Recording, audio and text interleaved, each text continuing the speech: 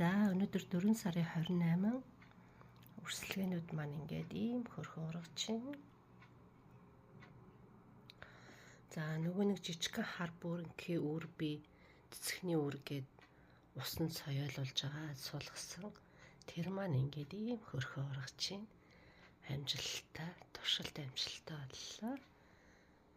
За энэ жил би 3 төрлийн улаан лойл, 2 төрлийн өргөст хэмэх. За тэгээд cilantro, parsley, хаш ногоо, eggplant, чинжүү, нөгөө солонгос навч, тэр basil тэр байна. Basilic. Тэгээд за иймэрхүү юмнууд энд бол тарьсан байгаа. За өшөө бас нэг хэдэн үрсэлгээ аавна. Одоо rosemary-ний дэрийг би үрсэлгээгээр энэ жил авчия гэж бодож байгаа. Гоё органик үрсэлгээнүүд зардаг.